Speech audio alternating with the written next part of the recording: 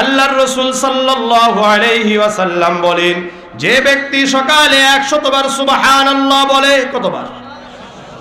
সন্ধ্যায় 100 বার সুবহানাল্লাহ বলে, কানা কামান হাজ্জা মিয়াতা মাররাতিন, ওই ব্যক্তি যেন 100 বার নফল হজ আদায় করার সমতুল্য সওয়াব পেয়ে গেল। ওমান হামিদাল্লাহ মিয়াতান বিল গাদাতি ওয়া মিয়াতান বিল আশি, যে ব্যক্তি সকালে 100 বার আলহামদুলিল্লাহ, সন্ধ্যায় 100 বার আলহামদুলিল্লাহ বলে, সকালে 100 বার আলহামদুলিল্লাহ, সন্ধ্যায় 100 বার আলহামদুলিল্লাহ বলে, কানা কামান হামালা আলা মিয়াতি ফারসিন আও ক্বালা গাযা মিয়াতা গাযওয়াতিন, ওই ব্যক্তি যেন আল্লাহর রাস্তায় 100 ঘোড়া দান করার সওয়াব পেয়ে গেল।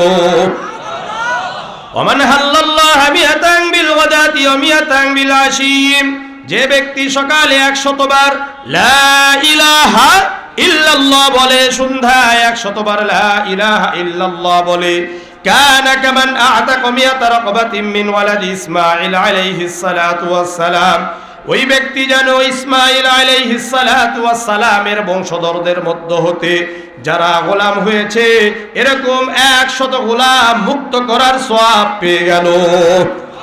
ওমান কাব্বারাল্লাহ মিয়াতান বিল গাদাতি ওয়া মিয়াতান বিল আশি, যে ব্যক্তি সকালে 100 বার আল্লাহু আকবার বলেন, সন্ধ্যায় 100 বার আল্লাহু আকবার বলে, লাম ইয়াতি ফি যালিকাল ইয়াউমি আহাদুন বিআকসারা মিম্মা আতা বিহি, ওই ব্যক্তির মতো ওই দিনে অধিক আমলকারী আর কেউ হতে পারবে না। তাহলে সকাল সন্ধ্যায় সুবহানাল্লাহ, আলহামদুলিল্লাহ, লা ইলাহা ইল্লাল্লাহ, আল্লাহু আকবার 100 বার করে আগামীকাল থেকে কারা কারা আমল করবেন? করবেন তো ইনশাআল্লাহ। আমল যদি শুরু করতে পারেন তাহলে এই ওয়াজ মাহফিল করার সার্থকতা। দ্বিতীয় নাম্বার আমল, যেই মুসলমান মৃত্যু পর্যন্তর জন্য 2টি অভ্যাস করে নিতে পারবে, এই মুসলমান মৃত্যুবরণ করার সঙ্গে সঙ্গে জান্নাতি। জামিআ তিরমিজির 410 নম্বর হাদিস, আনা আব্দুল্লাহ ইবনে আব্বাস রাদিয়াল্লাহু তাআলা আনহু قال قال رسول الله صلى الله عليه وسلم خصلتان لا يحصيهما رجل مسلم إلا دخل الجنة। আব্দুল্লাহ ইবনে আব্বাস রাদিয়াল্লাহু তাআলা আনহু বর্ণনা করেন, আল্লাহর রাসূল সাল্লাল্লাহু আলাইহি ওয়াসাল্লাম বলেন, যেই মুসলমান 2টি অভ্যাস করে নিতে পারবে, কয়টা অভ্যাস? আরো জোরে বলেন, কয়টা অভ্যাস? 2টি অভ্যাস করে নিতে পারবে, এই মুসলমান মৃত্যুবরণ করার সঙ্গে সঙ্গে জান্নাতে প্রবেশ করবে। কয়টা অভ্যাস বলেন? 2টা অভ্যাস। ইউসাব্বিহুল্লাহ ফি দুবুরি কুল্লি সালাতিন 10, 5 ওয়াক্ত নামাজের পরে 10 বার সুবহানাল্লাহ, কয়বার? ওয়া ইয়াহমাদুহু 10, 10 বার আলহামদুলিল্লাহ, ওয়া ইউকাব্বিরুহু 10, 10 বার আল্লাহু আকবার। আমার সাথে বলেন 1 নম্বর অভ্যাস, বলেন 1 নম্বর অভ্যাস, বলেন 5 ওয়াক্ত নামাজের পরে 10 বার সুবহানাল্লাহ, 10 বার আলহামদুলিল্লাহ, 10 বার আল্লাহু আকবার। দ্বিতীয় নম্বর অভ্যাস, ইউসাব্বিহুল্লাহ ইনদা মানামিহি 33, ঘুমানোর পূর্বে 33 বার সুবহানাল্লাহ, কতবার? 33 বার সুবহানাল্লাহ। ওয়া ইয়াহমাদুহু 33, 33 বার আলহামদুলিল্লাহ। ওয়া ইউকাব্বিরুহু 34, 34 বার আল্লাহু আকবার। যদি বুঝে থাকেন আমার সাথে বলেন দ্বিতীয় নাম্বার অভ্যাস, মুখে বলতে হবে। আমরা হলো ওয়াজ মাহফিল করি ক্লাস হিসাবে, কি হিসাবে? ক্লাস, বুঝেন? হ্যাঁ, আমাদের মূল টার্গেট হলো আপনাদেরকে কিছু হাদিস বুঝিয়ে যাওয়া এবং এগুলো মুখে উচ্চারণ করানো, ঠিক আছে? বলেন দ্বিতীয় নাম্বার অভ্যাস, ঘুমানোর পূর্বে 33 বার সুবহানাল্লাহ, 33 বার আলহামদুলিল্লাহ, 34 বার আল্লাহু আকবার। তাহলে এই 2টি অভ্যাস মনে থাকবে না? আজকে আমরা কারা কারা ঘুমাবো? সবাই ঘুমাবেন না? ঘুমানোর আগে এই যে 33, 33 আর 34 এই আমল করবো ইনশাআল্লাহ। আল্লাহ আমাদের সবাইকে কবুল করেন। যাই হোক, আমি আপনাদেরকে বলছিলাম যে যারা প্যান্ডেলের মধ্যে বসেছে, কয়টা লাভ বললাম? 4টা। এখান থেকে তো আবার আমি এই সুবহানাল্লাহ আলহামদুলিল্লাহর মধ্যে ঢুকলাম। আরো 2টি লাভের কথা বলি। মুসনাদে আহমদের 12453 নম্বর হাদিস। عن أنس بن مالك رضي الله تعالى عنه قال قال رسول الله صلى الله عليه وسلم ما من قوم اجتمعوا يذكرون الله। আনাস ইবনে মালিক রাদিয়াল্লাহু তাআলা আনহু বর্ণনা করেন, আল্লাহর রাসূল সাল্লাল্লাহু আলাইহি ওয়াসাল্লাম বলেন, যারা একমাত্র আল্লাহকে খুশি করার জন্য একত্রিত হয়, আল্লাহকে স্মরণ করে, লা ইউরিদুনা বিযালিকা ইল্লা ওয়াজহাহু, আল্লাহর সন্তুষ্টি ছাড়া আর কোনো উদ্দেশ্য থাকে না। আমাদের এখানে আসার উদ্দেশ্য কি? আল্লাহর সন্তুষ্টি। ইল্লা নাদাহুম মুনাদিম মিনাস সামাই, আসমান থেকে একজন ঘোষণাকারী ঘোষণা করতে থাকে, আন কুমু মাগফুরাল লাকুম, তোমরা এখান থেকে মাহফিল শেষ করে বাড়িতে ফিরে যাবে, যেন আল্লাহ রাব্বুল আলামিন তোমাদের গুনাহগুলো ক্ষমা করে দিবেন। ওয়াকাদ বুদ্দিলাস সাইয়্যাতুকুম হাসানাত, শুধুমাত্র গুনাহগুলো ক্ষমাই করবেন না, এই গুনাহগুলোর যারা জায়গা নেকি দ্বারা পরিবর্তন করে দিবেন। মনে থাকবে তো ইনশাআল্লাহ? পিতা মাতা যদি তোমাদেরকে ঘর থেকে বের করে দেয়, তাদের সম্পদ থেকে বের করে দেয়, এরপরেও পিতা মাতার অবাধ্য হওয়া যাবে না। পিতা মাতার অবাধ্য হওয়া যাবে? পিতা মাতার অবাধ্য হওয়ার কোনো সুযোগ নেই। এমনকি বড় আলেম হয়ে গেছে, কিন্তু যদি পিতা মাতার অবাধ্য হয়, কিয়ামতের ময়দানে ওই ব্যক্তির দিকে আল্লাহ তাআলা রহমতের দৃষ্টি দিবেন না। সুনানে নাসাইর 2562 নম্বর হাদিস। عن سالم بن عبد الله عن أبيه قال قال رسول الله صلى الله عليه وسلم ثلاثة لا ينظر الله عز وجل إليهم يوم القيامة। রসুল বলেন, কিয়ামতের ময়দানে 3 ব্যক্তির দিকে আল্লাহ তাআলা রহমতের দৃষ্টি দিবেন না। কয়জন ব্যক্তি? 3 ব্যক্তির দিকে আল্লাহ তাআলা রহমতের দৃষ্টি দিবেন না। 1 নম্বর আল আকুল ওয়ালিদাইহি, পিতা মাতার অবাধ্য সন্তানের দিকে আল্লাহ তাআলা রহমতের দৃষ্টি দিবেন না। 2 নম্বর আল মারআতুল মুতারাজ্জিলাতু, যেই নারী পুরুষের বেশভূষা ধারণ করে। আমাদের সমাজের মধ্যে এমন নারী আছে কি নাই? পুরুষের বেশভূষা ধারণ করে। আবার এমন পুরুষ আছে কিনা যারা নারীর বেশভূষা ধারণ করে? এমন পুরুষ এবং নারীর দিকে আল্লাহ তাআলা রহমতের দৃষ্টি দিবেন না। 3 নম্বর দাইয়ুস, দাইয়ুসের দিকে আল্লাহ তাআলা রহমতের দৃষ্টি দিবেন না। আমার সাথে একটু বলতে হবে, বলেন দাইয়ুস ওই পুরুষ। সবাই বলেন, সবাই বলেন, দাইয়ুস ওই পুরুষ যেই পুরুষের অধীনস্থ নারীরা বেপরদায় চলাফেরা করে, গুনাহে লিপ্ত হয়, কিন্তু এই পুরুষ তাদেরকে কিছু বলে না, শাসন করে না, সচেতন হয় না। হাদিসের ভাষায় এই পুরুষ দাইয়ুস। দাইয়ুস হওয়ার কারণে কাল কিয়ামতের ময়দানে তার দিকে আল্লাহ তাআলা রহমতের দৃষ্টি দিবেন না। উদাহরণস্বরূপ আমাকে দিয়ে বলি, আমি শাহ ওয়ালিউল্লাহ, আমি আলেম মানুষ, কিন্তু আমার অধীনে আমার স্ত্রী আছে, আমার কন্যা আছে। এখন তারা বেপরদায় চলাফেরা করে, গুনাহে লিপ্ত থাকে। আমি তাদেরকে কিছুই বলি না, তাদেরকে শাসন করি না। হাদিসের ভাষায় আমি কি? জোরে বলেন না, আরো জোরে। আমি কি হাদিসের ভাষায়? দাইয়ুস। দাইয়ুস হওয়ার কারণে আমি যত বড়ই আলেম হই না কেন, কাল কিয়ামতের ময়দানে আল্লাহ তাআলা আমার দিকে রহমতের দৃষ্টি দিবেন না। চাই এই এলাকার এমপি মন্ত্রী হোক, এই এলাকার শাইখুল হাদিস হোক, ইমাম হোক, যারাই অধীনস্থ, তার অধীনস্থ যদি নারীরা বেপরদায় চলাফেরা করে, গুনাহে লিপ্ত হয়, আর সে যদি তিনি যদি কিছু না বলেন, তাহলে সবাই দাইয়ুসের অন্তর্ভুক্ত হয়ে যাবে। আল্লাহ তাআলা আমাদের সবাইকে হেফাজত করেন। আল্লাহ আমাদের সবাইকে হেফাজত করেন। তাহলে পিতা মাতার অবাধ্য হওয়া যাবে? পিতা মাতার অবাধ্য হওয়ার কোনো সুযোগ ইসলাম রাখে না। আল্লাহ আমাদেরকে বুঝার তৌফিক দান করেন। আজকে আমরা পিতা মাতার খেদমত করতে চাই না, অথচ আদাবুল মুফরাদের 22 নম্বর হাদিসে রাসূল বলেন, মান মাররা ওয়ালিদাইহি তুবা লাহু যাদাল্লাহু ফি উমরিহি। আল্লাহর রাসূল সাল্লাল্লাহু আলাইহি ওয়াসাল্লাম বলেন, যে ব্যক্তি দুনিয়ায় পিতা মাতার খেদমত করবে, আল্লাহ রাব্বুল আলামিন তার রিজিকের মধ্যে বরকত দান করবেন, তার হায়াতের মধ্যে আল্লাহ রাব্বুল আলামিন বরকত দান করবেন, তার জীবিকার মধ্যে আল্লাহ রাব্বুল আলামিন বরকত দান করবেন। এই জন্য কারা কারা সুস্থ হায়াত চার একটু হাত উঠিয়ে দেখায়। তাহলে পিতা মাতার খেদমত দরকার আছে কি নাই? এই জন্য পিতা মাতার জন্য দোয়া করার দরকার আছে কি নাই? যাদের পিতা মাতা বেঁচে আছেন তাদের জন্য দোয়া করবেন, যারা দুনিয়া থেকে চলে গেছেন তাদের জন্য দোয়া করবেন।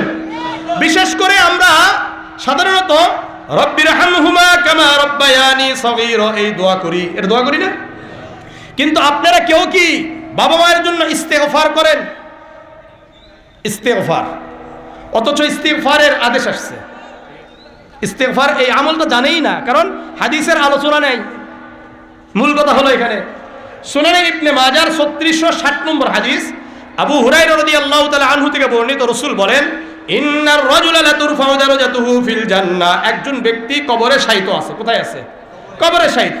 হঠাৎ দেখতে পাইলো তার জন্য জান্নাতে একটা মর্যাদা বৃদ্ধি পেয়েছে। ফায়াকুলু হান্না হাযা, ওই ব্যক্তি বলল, আল্লাহ আমি তো আমল করি না, আমি তো জিকির করি না, কারণ কবরে কি কোনো আমল চলে?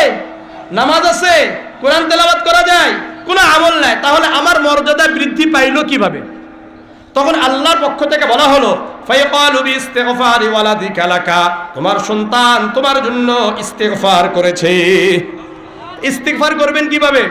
বলেন সূরা ইব্রাহিমের 41 নম্বর আয়াত, বলেন সূরা ইব্রাহিমের 41 নম্বর আয়াত, আল্লাহ বলেন, রব্বানা গফিরলি ওয়া লিওয়ালিদাইয়া ওয়া লিল মুমিনিনা ইয়াওমা ইয়াকুমুল হিসাব। এটা হলো পিতা মাতার জন্য ইস্তেগফার করা। মনে থাকবে ইনশাআল্লাহ? কার কার মনে থাকবে? সবার মনে থাকবে ইনশাআল্লাহ। আল্লাহ আমাদের সবাইকে কবুল করেন। তাহলে আমি ওই যে 10টি উপদেশের কথা বলছিলাম, 1 নম্বর আল্লাহর সাথে কাউকে শরীক করা যাবে না, 2 নম্বর পিতা মাতার অবাধ্য হওয়া যাবে না, 3 নম্বর ওয়ালা তাতরুকান্না সালাতান মাকতুবাতান মুতাআম্মিদান ফাইন্না মান তারাকা সালাতান মাকতুবাতান মুতাআম্মিদান ফাকাদ বারিয়াত মিনহু জিম্মাতুল্লাহ। আল্লাহর রাসূল বললেন, এই শুনো, 5 ওয়াক্ত নামাজের 1 ওয়াক্ত নামাজও ছাড়া যাবে না। যে ব্যক্তি 5 ওয়াক্ত নামাজের 1 ওয়াক্ত নামাজও ছেড়ে দেয়, ওই ব্যক্তি আল্লাহর দায়িত্ব থেকে বেরিয়ে যায়। কারা কারা আল্লাহর দায়িত্বে থাকতে চান একটু হাত উঠিয়ে দেখান। তাহলে কয় ওয়াক্ত নামাজ পড়া দরকার? 5 ওয়াক্ত নামাজ পড়বেন ইনশাআল্লাহ। শুধুমাত্র ফজর বাদ দিয়ে, শুধুমাত্র কি দিয়ে? ফজর পড়বেন। কারা কারা পড়বেন? সবাই। হুজুর আর 2-1টা শেষ করে দিই। একটু দোয়া করবেন মুসাফির করবেন। আচ্ছা বলছি, শুনেন, ফজরের নামাজটা পড়েন আল্লাহর হস্তে। আমি আপনাদেরকে একটা হাদিস শোনাই, সহিহ মুসলিমের 656 নম্বর হাদিস, ওসমান ইবনে আফফান রাদিয়াল্লাহু তাআলা আনহু থেকে বর্ণিত, রাসূল বলেন, মান সাল্লাল ইশা ফি জামাআতিন ফাকান্নামা কামা নিসফাল লাইল, যে ব্যক্তি ইশার নামাজ জামাতে আদায় করলো, ওই ব্যক্তি অর্ধরাত্রি ইবাদত করার সওয়াব পেয়ে গেল। আজকে যারা যারা ইশার নামাজ জামাতে পড়েছেন, অর্ধরাত্রি ইবাদত করার সওয়াব পেয়ে গেছেন। আর অর্ধরাত্রি ইবাদত করার সওয়াব দরকার আছে কি নাই? আমান সাল্লা সুবহা ফি জামাআতিন ফাকান্নামা সাল্লাল লাইলা কুল্লাহু, যে ব্যক্তি আগামীকাল ফজরের নামাজ জামাতে আদায় করব, ওই ব্যক্তিকে আল্লাহ রাব্বুল আলামিন সারা রাত ইবাদত করার সওয়াব দিয়ে দিবেন। মনে থাকবে ইনশাআল্লাহ। তাহলে নামাজ পড়বেন, পিতামাতার সাথে পিতামাতার খেদমত করবেন ইনশাআল্লাহ। তাহলে আল্লাহর সাথে শিরক করা যাবে না, পিতা মাতার অবাধ্য হওয়া যাবে না, 5 ওয়াক্ত নামাজের 1 ওয়াক্ত নামাজও ছাড়া যাবে না। 4 নম্বর ওয়ালা তাশরাবান্না খামরান ফাইন্নাহু রাসু কুল্লি ফাহিশা, মদ পান করা যাবে না, কেননা মদ সকল প্রকার গুনাহের মূল। 5 নম্বর ওয়াইয়াকা ওয়াল মাসিয়া ফাইন্না বিল মাসিয়াতি হাল্লা সাখাতুল্লাহি আযজা ওয়া জাল্লা, গুনাহের কাছাকাছি যাওয়া যাবে না, কেননা গুনাহের কারণে আল্লাহর শাস্তি অবতীর্ণ হয়। কার শাস্তি অবতীর্ণ হয়? আল্লাহর শাস্তি অবতীর্ণ হয়। 6 নম্বর ওয়াইয়াকা ওয়াল ফিরার মিনাজ যাহাব ওয়া ইন হালাকান নাস, যুদ্ধের ময়দানে যদি সকল মুজাহিদ শহীদ হয়ে যায়, এরপরেও যুদ্ধের ময়দান থেকে পলায়ন করা যাবে না। 7 নম্বর ওয়াইদা আসাবান নাস মুতুন ওয়া আনতা ফীহিম ফাসবুত, কোন এলাকায় যদি মহামারী দেখা যায়, ওই এলাকায় যদি তোমরা থাকো, তাহলে তুমি বের হতে পারবা না। লকডাউন হয়েছিল কিনা? হ্যাঁ, তাহলে লকডাউন কিন্তু এটা কোনো আমেরিকান ফর্মুলা নয়, বরং আমার আপনার নবী মুহাম্মদুর রাসূলুল্লাহ সাল্লাল্লাহু আলাইহি ওয়াসাল্লাম 1450 বছর আগেই বলে গেছেন, কোন এলাকায় যদি মহামারী হয়, ওই এলাকায় লকডাউন দিয়ে দাও। কি দিয়ে দাও? লকডাউন দিয়ে দাও। 8 নম্বর ওয়ানফিক আলা ইয়ালিকা মিন তালিক, যথাসাধ্য পরিবারের উপর খরচ করো। 10 নম্বর ওয়ালা তারফা আনহুম আসওয়াকা আদাবান, সন্তানের উপর থেকে শাসনের লাঠি সরানো যাবে না। যেদিন থেকে সন্তানের উপর থেকে শাসনের লাঠি সরানো হয়েছে, কিশোর গ্যাং তৈরি হওয়া শুরু হয়েছে। আপনাদের সমাজের মধ্যে কিশোর গ্যাং আছে কি নাই? এটা হলো পিতা মাতার শাসনের অভাব। কিসের অভাব? শাসনের অভাব। 10 নম্বর ওয়াকিফহুম ফিল্লাহ, সর্বদা সন্তানদেরকে আল্লাহর ভয় দেখাইতে থাকো, সন্তানদেরকে দিন শিক্ষা দাও। আমাদের সন্তানদেরকে দিন শিক্ষা দেওয়ার দরকার আছে কি নাই? আল্লাহ রাব্বুল আলামিন আমাদের সবাইকে কবুল করেন। আমি আপনাদেরকে 3টা কথা বলেছি একসাথে। 1 নম্বর বলেছি রমাদান নিয়ে কিছু আলোচনা করেছি। 2 নম্বর কিছু বলেছি হলো দরুদ নিয়ে, এরপরে পিতামাতার খিদমাত নিয়ে, আর একটা 10টা উপদেশ বললাম সংক্ষিপ্ত আকারে। আল্লাহ রাব্বুল আলামিন এই আলোচনার উপরে আমাদেরকে আমল করার তৌফিক দান করেন, আমাকেও আমল করার তৌফিক দান করেন, আপনাদেরকেও আমল করার তৌফিক দান করেন। আলহামদুলিল্লাহি রাব্বিল আলামিন, ওয়াসসালাতু ওয়াসসালামু আলা সাইয়্যিদিল আমবিয়া ওয়া ইমামিল মুরসালিন ওয়া আলা আলিহি ওয়া আসহাবিহি আজমাইন। ربنا آتنا في الدنيا حسنة وفي الآخرة حسنة وقنا عذاب النار. ربنا اغفر لي ولوالدي وللمؤمنين يوم يقوم الحساب. رب ارحمهما كما ربياني صغيرا. يا رب العالمين, মাদার খাল গ্রামবাসীর উদ্যোগকে আল্লাহ আপনি কবুল করে নিন। এই ওয়াজ মাহফিলকে আল্লাহ আপনি কবুল করে নিন। এই ওয়াজ মাহফিলে যারা সহযোগিতা করেছেন তাদেরকে আল্লাহ আপনি কবুল করে নিন। ইয়া রাব্বুল আলামিন, যারা ক্লান্ত পরিশ্রম করেছেন তাদেরকে আল্লাহ আপনি কবুল করে নিন। এই আল্লাহ, যারা দেশ বিদেশ থেকে সহযোগিতা করেছেন তাদেরকে আল্লাহ আপনি কবুল করে নিন। এই এলাকার অনেক প্রবাসী আল্লাহ আছেন, বাহিরে আছেন, আল্লাহ তাদেরকে আপনি কবুল করে নেন। আল্লাহ তাদেরকে আপনি মাফ করে দেন, তাদেরকে আপনি সুস্থতার হায়াত দান করেন। ইয়া রাব্বুল আলামিন, এই এলাকার যারা দুনিয়া থেকে চলে গেছেন কবরবাসী, আল্লাহ তাদের কবরগুলোকে জান্নাতের বাগান বানাইয়া দেন। আল্লাহ, আমাদের অনেকের বাবা নাই, মা নাই, বাবাকে বাবা বলে ডাকতে পারি না, মাকে মা বলে ডাকতে পারি না। আল্লাহ, আমাদের বাবা মার কবরগুলোকে আপনি জান্নাতের বাগান বানাইয়া দেন। আল্লাহ, তাদেরকে আপনি জান্নাতুল ফিরদাউস দান করেন। ইয়া রাব্বুল আলামিন, জান্নাতুল ফিরদাউস দান করেন। ইয়া রাব্বুল আলামিন, যাদের বাবা মা বেঁচে আছেন তাদের সেবা করার তৌফিক দান করেন। ইয়া রাব্বুল আলামিন, সামনে রমজান আসছে, আল্লাহ আমাদেরকে রমজান পর্যন্ত পৌঁছায় দেন। আল্লাহুম্মা বারিক লানা ফি রজব ওয়া শাবান ওয়া বাল্লিগনা রমাদান। আল্লাহুম্মা বারিক লানা ফি রজব ওয়া শাবান ওয়া বাল্লিগনা রমাদান। আয় আল্লাহ, আপনার ঘর বাইতুল্লাহ আমাদের সবাইকে বারবার জিয়ারত করার তৌফিক দান করেন। আল্লাহ, আপনার হাবিবের রওজায় গিয়ে আসসালাতু ওয়াসসালামু আলাইকা ইয়া রাসূলুল্লাহ বলার তৌফিক দান করেন। ইয়া রাব্বুল আলামিন, এই এলাকার যুবকদেরকে আল্লাহ আপনি কবুল করে নেন, বৃদ্ধ বাবাদেরকে আল্লাহ আপনি কবুল করে নেন। আল্লাহ, আমার মা বোনদেরকে আল্লাহ আপনি কবুল করে নেন। আল্লাহ, আমার মা বোনদেরকে 5 ওয়াক্ত নামাজ পড়ার তৌফিক দান করেন, রমাদানের রোজা রাখার তৌফিক দান করেন, পূর্ণাঙ্গ পর্দা করার তৌফিক দান করেন। আল্লাহ, স্বামীর আনুগত্য করার তৌফিক দান করেন। এই 4টি কাজ করলে আপনার হাবিব বলেছেন, আমার মা বোনদের জন্য বলা হবে, উদখুলিল জান্নাতা মিন আবওয়াবিল জান্নাতি শিতি, জান্নাতের 8টি দরজায় তোমার জন্য খুলে দেওয়া হলো, যেই দরজা দিয়ে ইচ্ছে তুমি ওই দরজা দিয়ে জান্নাতে প্রবেশ করো। ইয়া রাব্বুল আলামিন, যত উলামায়ে কেরাম এখানে আলোচনা করেছেন, আল্লাহ প্রত্যেককে আপনি কবুল করেন, প্রত্যেকের হায়াতের মধ্যে আপনি বারাকা দান করেন। ইয়া রাব্বুল আলামিন, এখন আমাদের সামনে ইয়া রাব্বুল আলামিন এখানে হযরত মাওলানা মুফতি আমিরুল ইসলাম সাহেব আলোচনা করবেন। আল্লাহ, তার হায়াতের মধ্যে বরকত দান করেন, ইলমের মধ্যে বারাকা দান করেন। ইয়া রাব্বুল আলামিন, তার কণ্ঠের মধ্যে আল্লাহ বারাকা দান করেন, সুস্থ হায়াত দান করেন। সুস্থতার সাথে ইয়া রাব্বুল আলামিন সারা বিশ্বের জন্য আপনি কবুল ও মঞ্জুর করে নেন। ইয়া রাব্বুল আলামিন, যেখানে যেখানে ইয়া রাব্বুল আলামিন উলামায়ে কেরামরা আলোচনা করছেন, প্রত্যেককে আবার ইয়া রাব্বুল আলামিন গন্তব্যে নিরাপদে পৌঁছায়া দেন। আমার সাথে যারা আমিন আমিন বলছেন, ইয়া রাব্বুল আলামিন প্রত্যেক আমাদেরকে একসাথে জান্নাতে যাওয়ার তৌফিক দান করেন। ইয়া রাব্বুল আলামিন, আমাকে দাওয়াত দিয়েছেন মুফতি গোলাম কিবরিয়া কাসিমি শেখ, আল্লাহ তাকেও আপনি কবুল করে নেন। ইয়া রাব্বুল আলামিন, তার জবানের মধ্যে আপনি বারাকা দান করেন। সুবহান রাব্বিকা রাব্বিল ইজ্জাতি আম্মা ইয়াসিফুন ওয়া সালামুন আলাল মুরসালিন ওয়ালহামদুলিল্লাহি রাব্বিল আলামিন। আসসালামু আলাইকুম ওয়া রাহমাতুল্লাহ।